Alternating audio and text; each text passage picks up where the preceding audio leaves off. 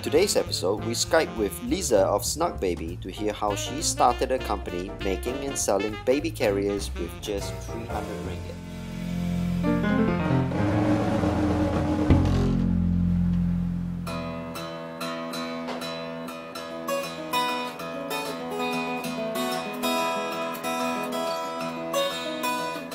I'm Patrick Lim and I'm a first-time entrepreneur. I founded a company manufacturing and designing urban city bags here in Malaysia. And because I was new to business, I had tons of questions and challenges that needed answers. I started talking with veteran entrepreneurs and they would tell me these great origin stories of theirs. On this show, we talk to entrepreneurs about how they brought their crazy ideas to life. We get to hear their stories of venture and challenges, and how they started from zero to hero.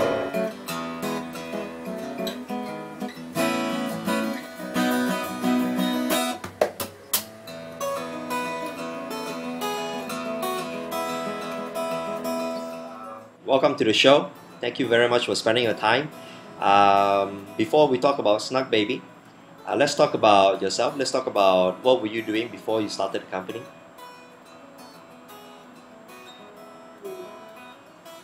What was I doing? I think basically I was a housewife before I started on anything. Then I had my first daughter. And then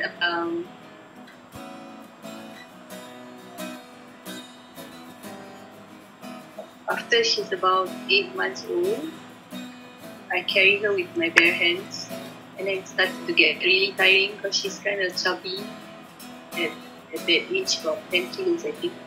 And then I started thinking that there must be a better way, maybe a carrier. So we started looking for, my husband and I started looking for carriers to carry our daughter. So we had on the supermarket one, we tried that one, and then we also tried a rather more expensive one. Then after looking through the websites, I found that there are many baby carriers in the US, but they were like so expensive to bring in, shipping and all. And I thought, well, I think I can make this myself. So I started making them, and that's how eventually I found SNUGGbaby. How do were you working before you started SNUGGbaby? No. You've always been a housewife. You've always been a housewife. Yeah. Before that, I worked for a month or so, and then I find that I can't cope with the working life because it was quite demanding. Right. And I also tried working with my husband's company. Right. But it didn't turn out well as well because I just don't know, because it's not my scope of what I studied. Right. So what were you say maybe you're not suitable. What were you studying? So I studied medicine. Wow. That's kind of, out there. It's not exactly what you're doing right now. Yeah. So and your husband is not in medicine. Is he in business or something like that? He's in accounting. Sorry. He's he's an accountant. Oh, he's an assistant accountant. Yeah. Okay. So so basically, what happened was, when you started SNUGGbaby because you have a problem and you can't find a solution that is good enough for it. But how do you come across? How do you figure out how to design these sort of things? Have you done anything like this before in the past? I have basic sewing knowledge, and I have always been passionate about sewing my own clothes, sewing baby's clothes. Sometimes my mother-in-law would ask me to sew a simple, but just simple clothes, not a very extravagant kind of clothes. I would just sew for them. It's more of a hobby. And then when I started looking for baby carriers, I did try out all these brands. We have Malaysian baby wearer, and I joined the meetups, and they will bring their own carriers, and I get to try them and see what makes a good carrier. So when I come back home, I will use drapes, curtains, unused curtains. I just repurpose the fabric, and I try to create my own carrier. So if something is not right, it's not comfortable, I will tweak the design a bit, and finally I manage to create something that's suitable for our weather. Because that time, most of them are bought in outside Malaysia, so the fabric sometimes is quite thick. It is supportive, but it's very thick, not suitable for our weather. So I try to combine the supportiveness and yet something that's light, so that it's airy. And so I come up with a design that's specific to SNUGGbaby. So where do you find the material? I was at Pavilion KL the other day, and by chance there was a lady, you know, I swear she was carrying a SNUGGbaby, and How did you know it's a SNUGGbaby? I think it was a very specific design, and I think I sort of the way had a glimpse of the logo. So the thing that really impressed me is the fact that the product is very well made.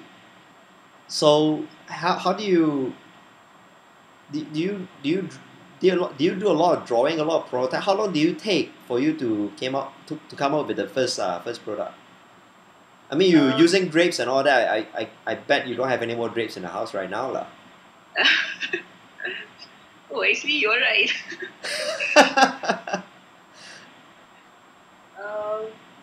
At the beginning, I just tried out simple types of baby carriers.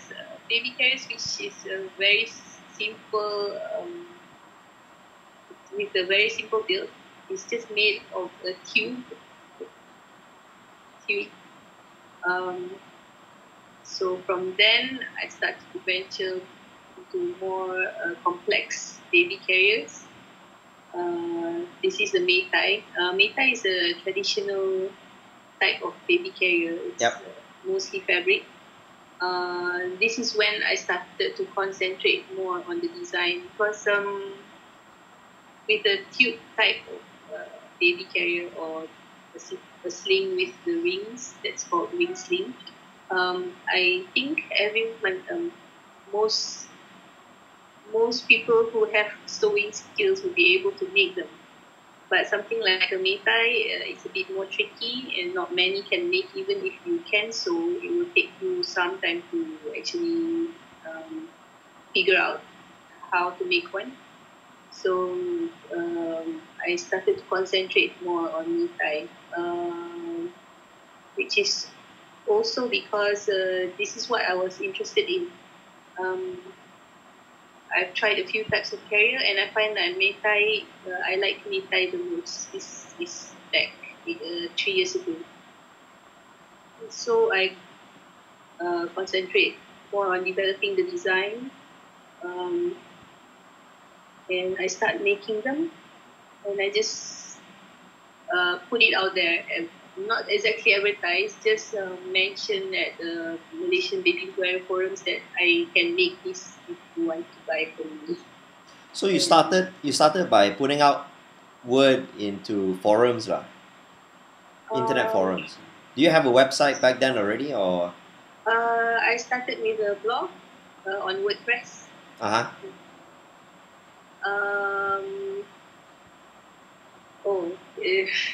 Because I'm a housewife, so basically I have very limited funds. Oh, okay, yes.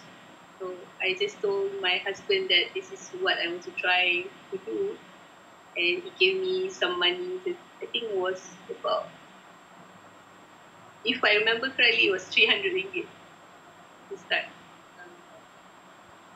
sewing and selling stuff. That was a very That was a very small budget. What do you Yeah. use the $300 for? I mean, hardly build anything with $300 these days. At least I already have a sewing machine, but Okay. at that time I was just using this generic brand of sewing machine which I bought in Expo, Right? and it was kind of horrible. It works fine, but you can't even sure what you call the table doesn't fit in properly. But I didn't exchange it for warranty or anything because the thing works. So that's what I've been using when I started off with the 300 ringgit that my husband gave me. I bought all the material that I think I should buy. But some of the material which I can't afford to buy, I will snap a photo from it. It's quite difficult to snap a photo because not all fabric stores will allow you to take photos. Yeah. So, yeah. But thankfully, one of the fabric store in Seoul, they allow you to take photos. So I built a relationship with them, and so I will take photos so that I don't need to buy the fabric, bring home and take photos to show the customers. So what I do is I take photos at the shop, and I come back and show the customers the photo. And then if they want to buy that fabric only, then I will use the money to get that fabric to make what they need. That's very smart.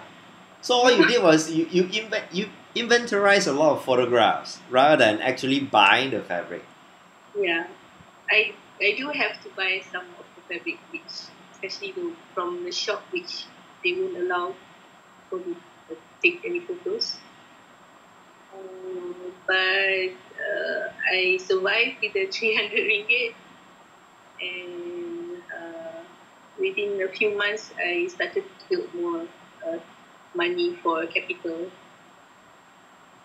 So whatever money you make, you plow it back into the business. Yes. That's very inspirational, considering the fact that every time when I talk to the younger generation, or at least actually not only the younger generation, practically a lot of people that I've spoken with and about entrepreneurship, and the first thing they say is, I don't have the cash. And here you are, you're telling me that you just started the business with just $300 and a camera to inventorize fabric rather than actually buying fabric. But you seem like you have a lot of these things figured out. Do you have help, or pretty much you already figured things out by yourself already? I mean, can't some of say it like forums, speaking on getting your product onto forums, getting a blog on WordPress and all that. All this, unless you are technically inclined, or at least have some basic technical knowledge. So you do have some technical knowledge of things lah. Yes. So you figured out already lah exactly what you can and what are the things you can and you can't do lah. Yep. Okay. Okay. So one thing I noticed about your product is that it's got some very funky designs. You've got some very nice fabric, and fabric which is hard to find, and I know this because I am also in the same industry, but my fabric is even harder. I actually have to import them. Now, was it difficult for you to find the right type of fabric that would carry the weight of a baby? We're talking about 10 kg, and we're talking about a living person rather than just a bunch of stuff. With baby business, it's not just about getting fabric which can carry the weight, but I also need to find something that has natural fibers instead of 100% synthetic. So when we started, I can't actually find the natural fibers like cotton, 100% cotton. If I go to any shops, they'll be like, "What? Are you crazy? Why do you want 100% cotton? It creases, doesn't the colors are not nice." And I'm in Ipoh, it's even more difficult to find all this specialized fabric shop. And then I had my husband. Sometimes he needs to go to KL to do his work, so Right. I will tag along, and he will help me to scout all these fabric stores. So we practically visit all fabric stores that I can find or I can spot in KL, and to find this 100% cotton fabric. So it takes, I think it takes more than a year before we finally manage to switch all our fabric from, blends like cotton polyester. So now everything is 100% cotton, So- or in some cases 100% linen, natural fibers. So was it challenging that you had to start a business without the right raw material to use? Did it Most concern you a challenging. lot? Did it worry you a lot? It does not worry me in terms of safety, because all my carriers that I make, I will test it with my own baby first. And if I think it's not safe, I wouldn't have tried it out with my own children, right? Right. So, but then I don't feel nice making something that's not made of natural fibers. But I do have planned that one day I will replace all the fabric that I have with natural fibers. And thank God I have achieved that now. So what were the other challenges of year one? Were you able to just pick up speed immediately, or you had to like spend a lot of time trying to get people to be convinced enough to try your product? And how much was your product back then versus what it is now? What? How much was a carrier back then versus now? Not much difference in terms of price. I think for the same carrier, the difference is only about 10 ringgit then and now, because I think that's the most fair price. And consider the fact that you have already upgraded to cotton and natural fiber. Yep. So yeah. So what were the other challenges? Was it difficult for you to get people to buy your product? At first, it's kind of weird. During the first year, I do get online buyers, but there was one time when I have a chance to tag along with someone who has also have an online shop, but they open a booth in Mom and Baby Expo in Mid Valley, and I managed to advertise and ask people to come to the booth and try out the carriers themselves. I do get response, but I didn't get any purchases at all at the booth. But when I come home, I get more emails requesting for carriers. So it seems like they prefer to buy it online rather than to see it and try it themselves before buying them. Either that, or they just wanted to come to a place to see it first before they actually commit. Possibly, but I actually talked to most customers that came to the shop, came to the booth. Right.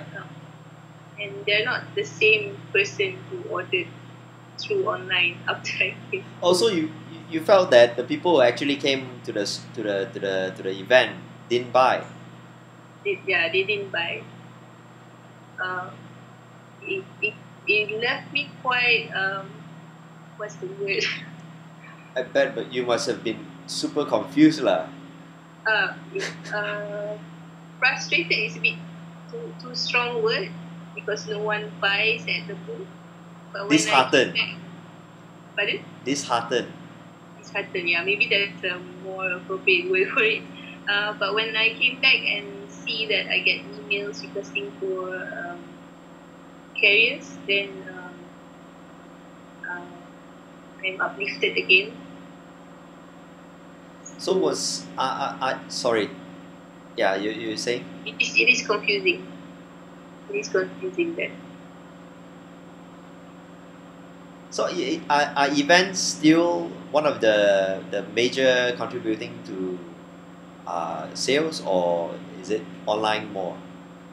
I think events would be the best place to get the words out. Right. It's not for to get to sell things, but it's to get the words out, to reach out to people physically rather than just online.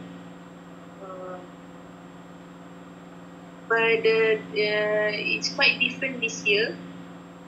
I think I also joined another booth at Mom and Baby Expo, and the pattern of interaction with customer is totally almost the opposite during the Mom and Baby Expo compared to last 3 years. Why do you say that? Because we managed to meet more customers, and they will buy sometimes not just one unit, they will like buy in 2s or 3s. So it's a good thing. Yeah, it is a good thing. I'm still quite confused, but maybe it has a lot to do with the drive of the non-profit organisation Malaysian Baby Wearers. Right. The type of increasing awareness about baby wearing and what defines a good carrier. So that's why we see this change, and it has a lot to do with awareness. I also noticed that you've got some very nice packaging. Right. And that's the one thing that really struck me. And now that you told me that you studied medicine and you have no prior working experience, it really piques my interest. How do you come across the decision to spend so much time packaging your products, and yeah, how much time do you actually spend designing your packaging? Oh, the packaging, the design. I mean, for the benefit of some of the audio listeners, audio fans, who's listening to us. Now, Liza has got some very impressive packaging. Like the stock comes in a shoebox kind of packaging, and then some of the diapers, they come in some very interesting blister packs and all that. These are, I mean, frankly, I've been in sales and marketing for over 10 years now, and all this is very critical to me as well. And it's so difficult for me to even think about all these sort of things because there's so many things happening at the same time, right? So packaging is always one of those things that is being left aside, because to design a packaging is about the same process as to design a product. If you want good packaging, it's that delicate. You have to source the right raw material. You have to source for the right copyright. You have to design the right graphics and everything like that. And now I remember you told me before that you still sew them today. You still sew your products today, right? So you sew, you take care of kids, and you still have time to think about packaging. Now, it's something here that I'm not learning. Perhaps something I'm not doing right. So how much time do you actually spend on packaging? On packaging, not much time. If I'm spending too much time on packaging, then I should stop doing what I'm doing and concentrate on other things first. It kind of happens by chance. Sometimes you just get an idea and then you sketch it out. And the the mannequin on my packaging is actually a rattan mannequin that I bought in Bali, and it's just one day I was sketching on the iPad, and I decided to sketch that mannequin wearing the SSC, the stored baby carrier, and I don't have uh, any aim on what to use that sketch for, but I just saved it anyways. And then I went to Singapore one day and meet fellow baby wearers there, and I met a lovely couple. They are in baby wearing business. They sell baby carriers, and they told me how important it is packaging in their business. Because before this, I kind of decided that I don't want to put too much packaging on my product, because I think people will just throw it away. Yeah. So I've been using Ziploc bags, something that can be reused and repurposed. But when this couple told me that packaging is really important, then I started to think about the pros and cons. I start to weigh whether or not I should consider packaging for my product. And also because I quite love my product. I'm actually in love with my product. Don't we all? It deserves very nice packaging as well. And from my own personal experience as a consumer, I love things that comes in nice packages. Yeah. And I love even more packages that can be reused and repurposed. So this is why I decided to use this brown box for stock baby carrier. And I choose a good quality one so that they don't tear or crumble, so that customer can reuse to store other things, or they can also use it to ship some other items, Korea maybe. So when I designed the box for stock baby carrier, I just used the sketch that I've done previously, and it just clicks. That's how I designed the box. It's funny how things fall into place, right? Yeah. I mean, you never thought about it, but you keep it, and next thing you know, you think back, hey, actually, I needed that design after all. So, but the design, the packages that you produce are very good quality packaging. Do you have problems acquiring minimum order quantities and all that? Well, because I make all these carriers myself, and it's not like a mass-produced thing. It's not like I make them in thousands. I do have problems finding places that will make boxes in small with low minimum quantity. Yeah. So I have to make like 500 boxes as the minimum. But my husband, the accountant, he's also like my financial advisor. So if I have like in doubt whether or not I should spend this amount of money for this and this and this, and he will try his best to advise. He won't like give me a kata putus. It won't be a wet blanket lah. He will give me advice, and then I will decide from from his advice. He's quite experienced in these things. He's met a lot of clients, so I will usually follow his advice. That's very good. Okay, and then you started to dabble into videos. Has that helped you in getting more audience? I have been making videos ever since we've started with the Maykai, the traditional version of baby carrier. because this is the best way to show customers uh, how to wear your baby basically. But then we do have problems with customers that doesn't have good connection, Right. or they use internet at their office and YouTube is blocked or that kind of thing. So uh,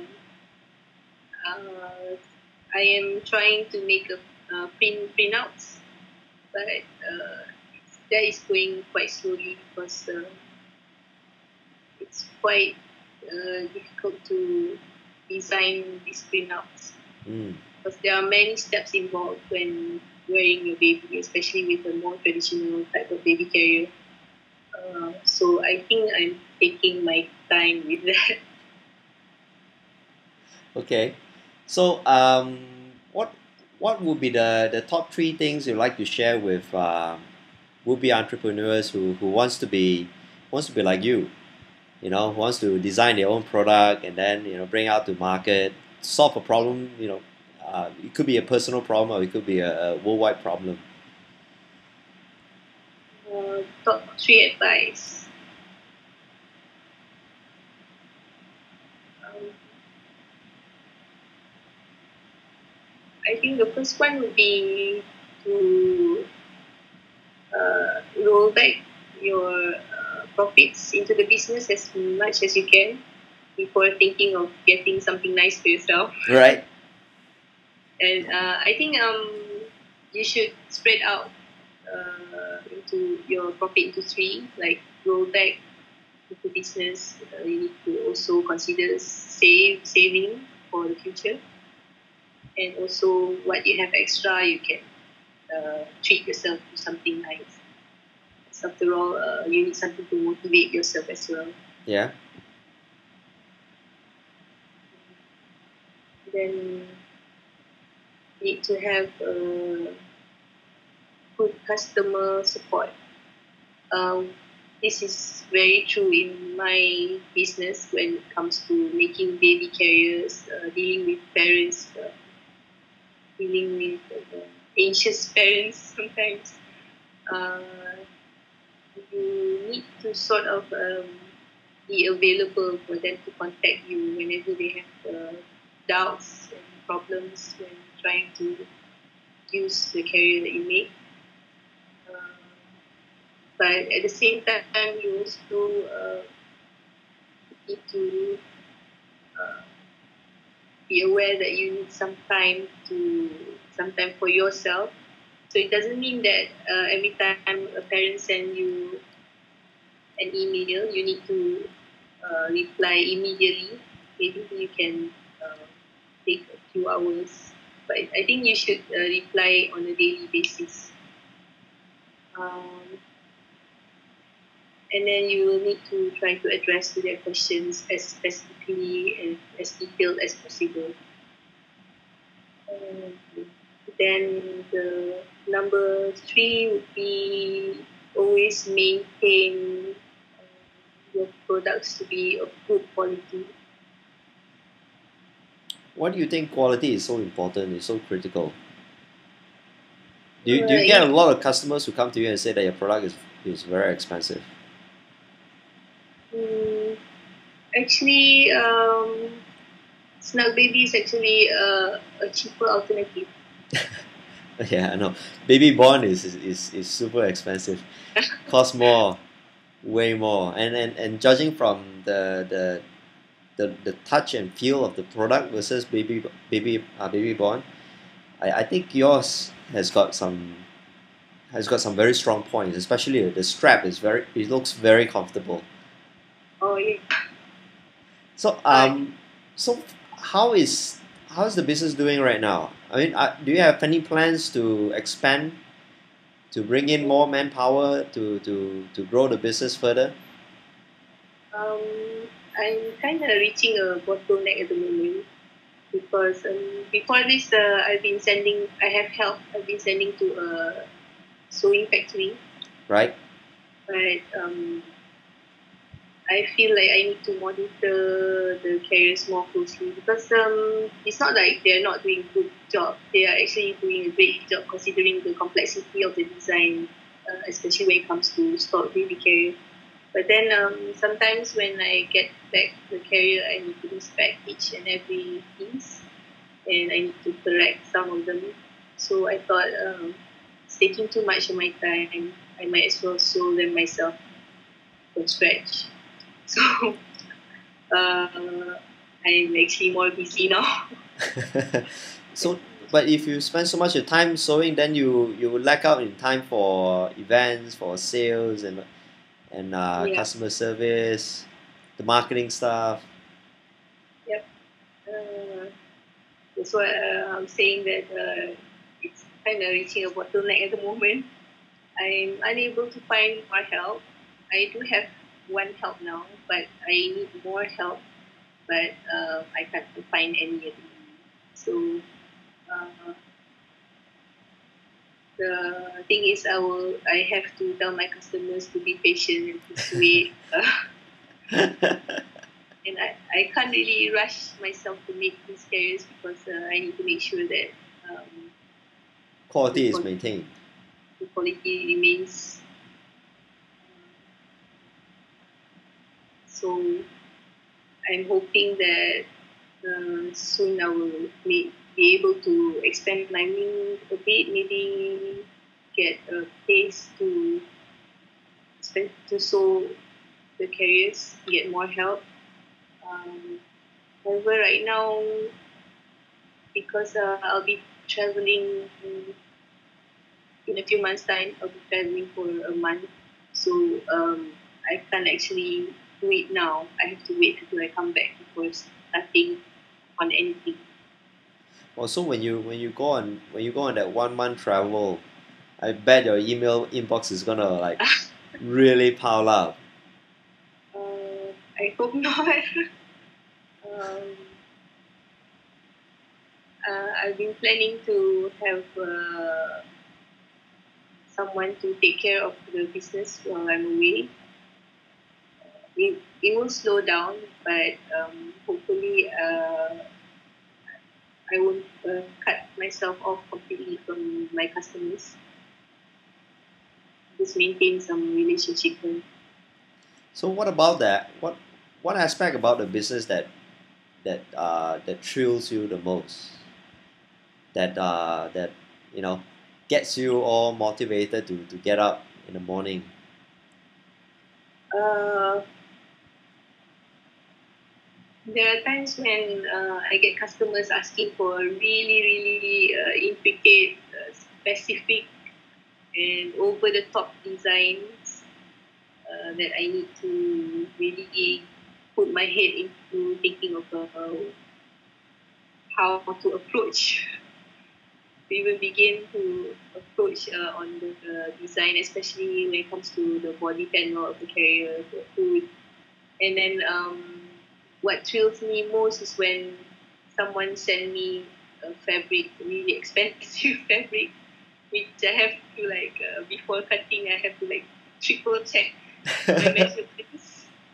Uh, these are kind of things that keeps me motivated and like gives some excitement to what I'm doing right now. Okay, last question. Um, where do you feel you are right now? Zero or hero?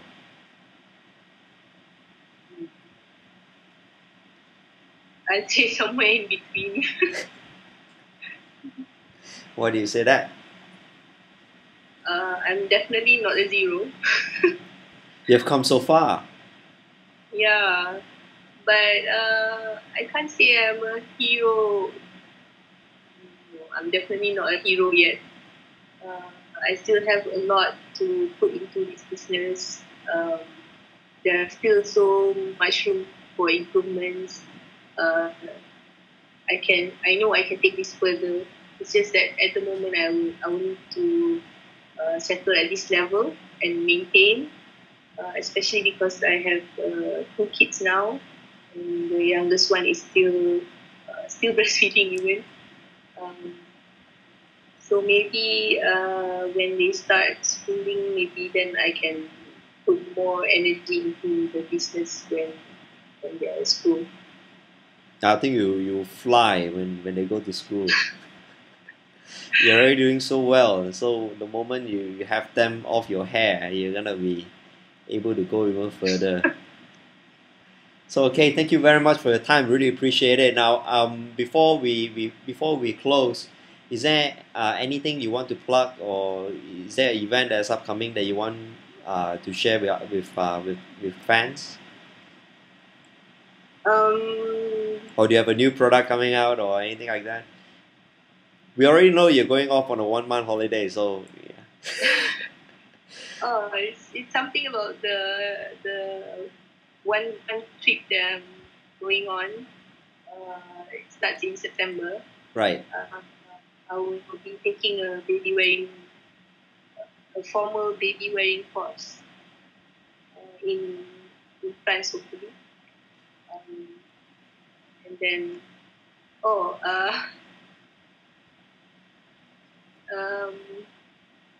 I have this contest for 4th anniversary, SNUGGbaby's 4th anniversary.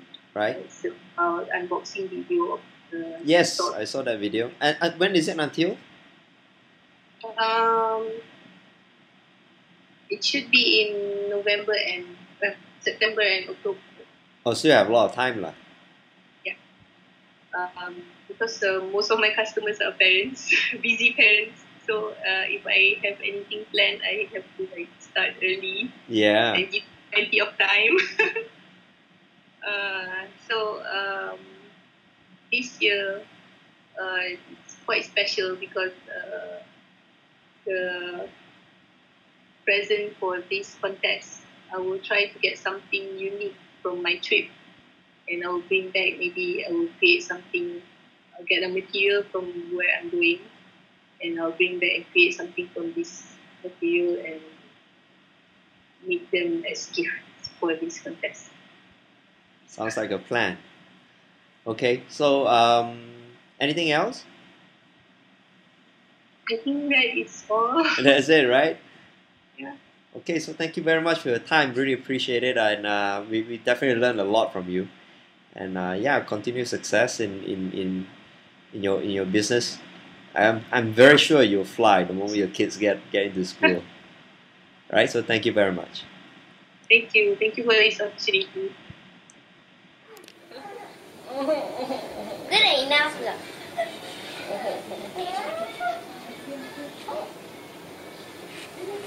And action. And action. Down low. Just low. Down low. Yeah. Down low. Kasih fire. Let's go.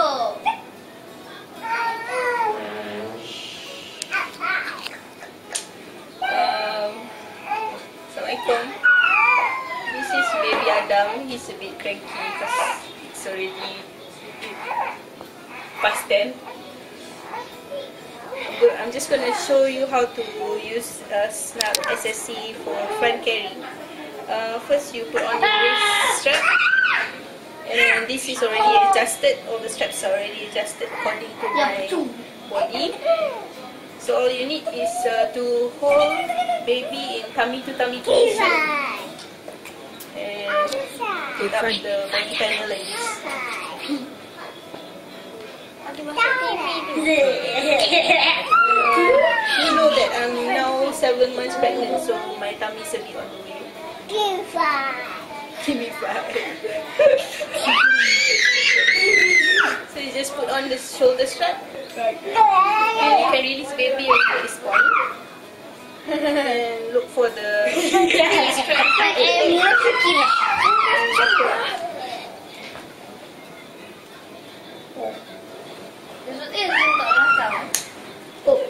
Jatuh saya. Bounce a bit so that baby is properly seated in the carrier, and you're good to go. What's unique about this carrier is that it is it's made with a harness inside, so for smaller babies you can actually push the body panel towards the center so that the legs can be allowed to go out from the body panel instead of putting the legs in.